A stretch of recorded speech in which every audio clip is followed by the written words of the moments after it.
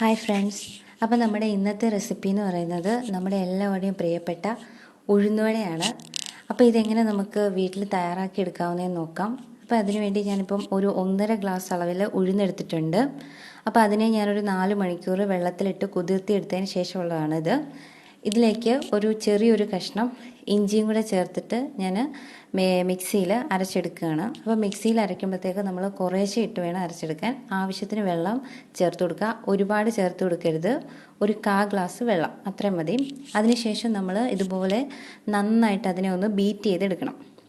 അപ്പോൾ ഇങ്ങനെ ബീറ്റ് ചെയ്തെടുക്കുമ്പോഴാണ് നമുക്ക് ഉഴുന്നുവട നല്ല സോഫ്റ്റായിട്ട് കിട്ടുള്ളൂ. അതുകൊണ്ട് ഒരു 5 മിനിറ്റോളം ഇതുപോലെ നന്നായിട്ട് ബീറ്റ് ചെയ്തെടുക്കണം.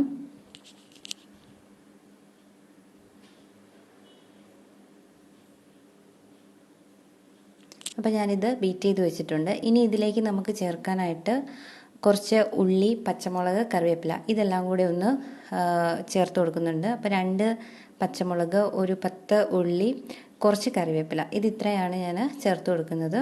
ഇപ്പോൾ ഇത്രയുണ്ട്. ഇത് ഞാൻ ഇതിലേക്ക് ഉഴുന്നരച്ച് വെച്ചേക്കുന്നതിലേക്ക് ചേർത്ത് കൊടുക്കുകയാണ്.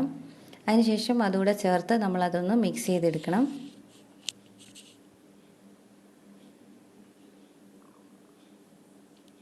ഇനി ഇതിലേക്ക് ഞാൻ കുറച്ചൊരു 10 കുരുമുളക് വരും, അത് ചെറുതായിട്ടൊന്ന് ചതച്ചത് ചേർത്ത് കൊടുക്കുക.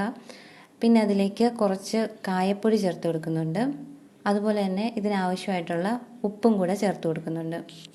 എന്നിട്ട് ഇത് നന്നായിട്ട് മിക്സ് ചെയ്തെടുക്കുക. മിക്സ് ചെയ്തതിന് ശേഷം ഉപ്പിൻ്റെ അളവൊന്ന് നോക്കണം. ഉപ്പ് കുറവാണെന്നുണ്ടെങ്കിൽ ആവശ്യത്തിനുള്ള ഉപ്പും കൂടെ ചേർത്ത് ഒന്നുകൂടെ മിക്സ് ചെയ്തെടുക്കണം. ഇപ്പം ഞാൻ ഇതെല്ലാം കൂടെ ചേർത്ത് നന്നായിട്ട് മിക്സ് ചെയ്ത് വെച്ചിട്ടുണ്ട്. ഇനി ഇത് നമുക്ക് ഫ്രൈ ചെയ്തെടുക്കാൻ വേണ്ടി എണ്ണ ചൂടാക്കി എടുക്കണം. എണ്ണ ചൂടായതിന് ശേഷം നമ്മൾ ഇതുപോലെ ഒരു പാത്രത്തിൽ വെള്ളം എടുത്ത് വെക്കുക. എന്നിട്ട് വെള്ളത്തിൽ കൈ നന്നായിട്ടൊന്ന് മുക്കുക. അതിന് ശേഷം ഈ ഒരു അളവിൽ ചെറിയൊരു ബോൾ പരുവത്തിലെടുക്കുക. എന്നിട്ട് ഇതുപോലെ ഒന്ന് ഒരു ബോളാക്കി ഉരുട്ടിയെടുക്കുക. എന്നിട്ട് കൈ വെച്ച് ഇതുപോലെ ഒന്ന് പ്രസ് ചെയ്യുക. എന്നിട്ട് നടുക്കൊരു തുളയിടുക. അപ്പോൾ കയ്യിൽ നല്ല പോലെ വെള്ളം ഉണ്ടെങ്കിലേ നമുക്ക് ഇതുപോലെ നന്നായിട്ട് കയ്യിലിട്ട് ഉരുട്ടിയെടുക്കാനായിട്ട് പറ്റുള്ളൂ. അതിനുശേഷം എണ്ണയിലേക്ക് ഇട്ട് കൊടുക്കുക.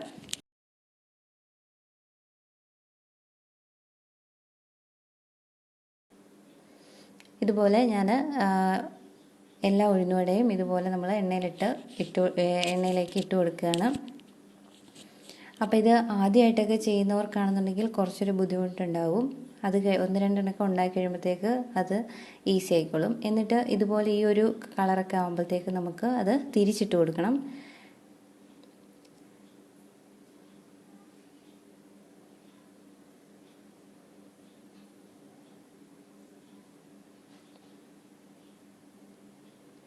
രണ്ട് സൈഡും നല്ല ബ്രൗൺ കളർ ആവുന്നിടം വരെ നന്നായിട്ടൊന്ന് ഫ്രൈ ചെയ്തെടുക്കുക. ഇപ്പോൾ ഏകദേശം ഈ ഒരു പരുവമൊക്കെ ആകുമ്പോഴത്തേക്ക് നമുക്ക് എണ്ണയിൽ നിന്ന് അത് മാറ്റിയെടുക്കാവുന്നതാണ്.